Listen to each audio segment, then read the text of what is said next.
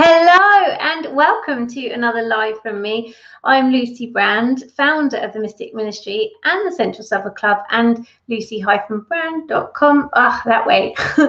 And also, I believe that the world needs more empowered, wealthy, turned-on female leaders. And that's what I do. I help women become connected with themselves, connected with their mission, their purpose, and remove the blocks that are stopping them from living the life that they desire.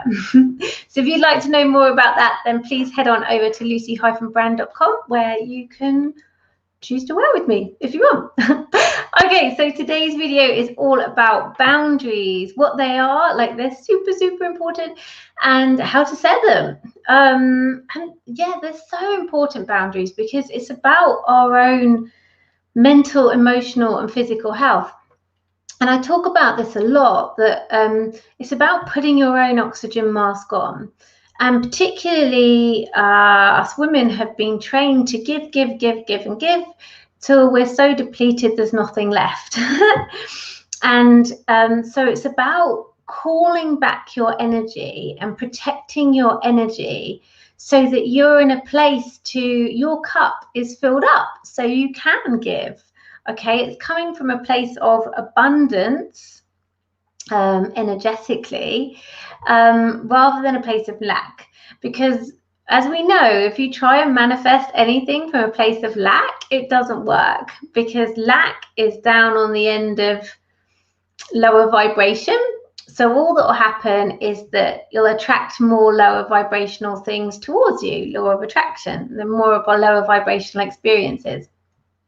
So if you set boundaries in place, then what happens is you get to keep some of your energy, and that keeps you buoyant and alive, if you like, buoyant and like floating around on love or above, which is more at the top end of the scale, which is where your desires hang out.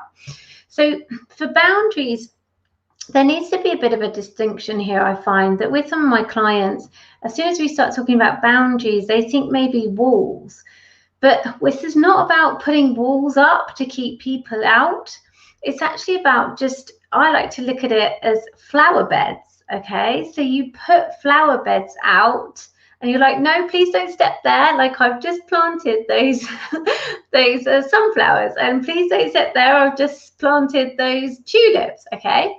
And when you look at it like that, it's just like, no, you've come up against one of my boundaries, like, but there's another way around. Like, try this way, try that way, you know? But it actually feels very empowering for you to put a boundary in place.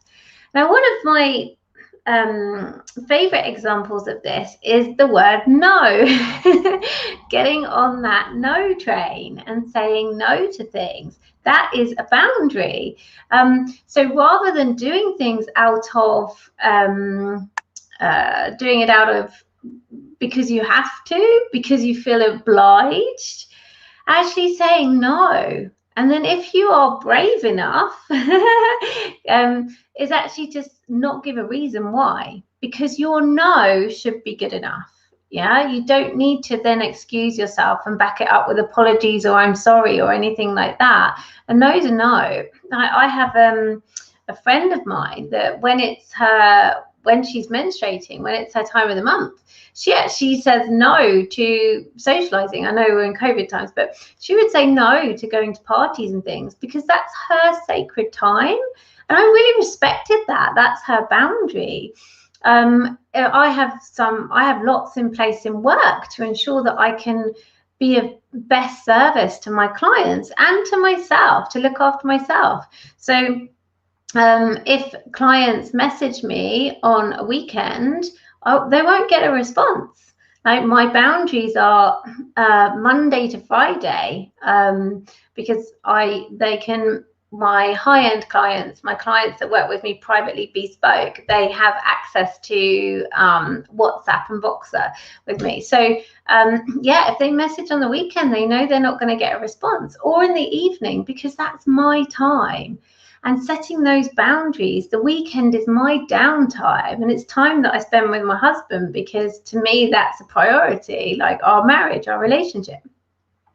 And so it's putting these flower beds And the thing is, when you start doing this, it's really interesting because a lot of it can be in the mind. When you start saying no to things that you, and the thing is, if you do something begrudgingly, like you don't really want to do it, that's the energy that you're bringing to the party. And so you're actually doing not only your self a disservice because you don't want to do it, but you're doing the other person a disservice because you're not bringing high vibing love energy. And as I've talked about, our energy can influence other. In my video about worrying, how that's one of the worst things that you can do, not just for yourself, but the other person that you're worrying about, because it's low vibrational energy that you're putting on someone else. And so it's the same here. Like everything, how amazing would it feel that everything that you said yes to, you were fully invested in, you really wanted to do it, and you showed up in that energy. Imagine the results you'd get, rather than when you're spreading yourself too thin over loads of different things that you're half into, half not, and some you really don't want to do. Can you feel how even my energies just dropped talking about that? And sometimes what's happened is amazing results. People have been really worried or nervous about saying, saying, no, I don't want to do that. But when they said it, the other person, the recipient of that no, said, oh, okay, don't worry, I'll get someone else. Like, it's not even that big a deal, but we make it so in our minds. And then there are often, sometimes, I've never had this personally, like when I shifted into no, because before I was a massive people pleaser, and then my energy was depleted all the time. I was very tired, and so especially with the work I do, so I had to put boundaries in place and say no to things to conserve my energy. But when I said that to people, they all respected it.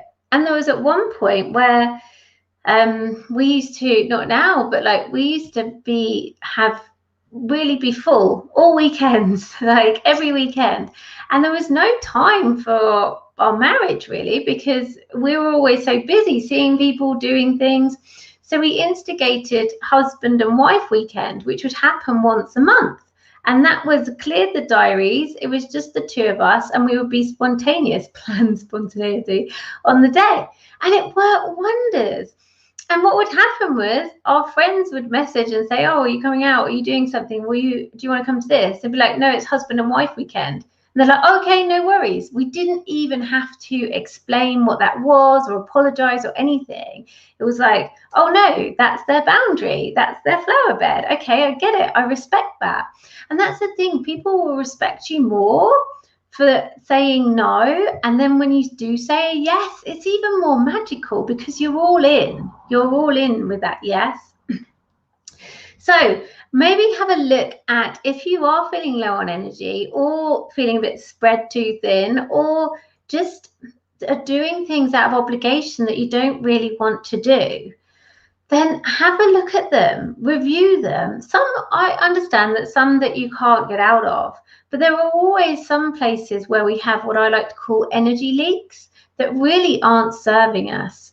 And it could be something that we've just been doing for a really long time, and that's what we've been doing. And it's time, well, we always evolve, we're constantly evolving. So it's time to review those and see what actually you want to do from an empowered place, from making a decision from an empowered place, not because someone else told you to or out of obligation.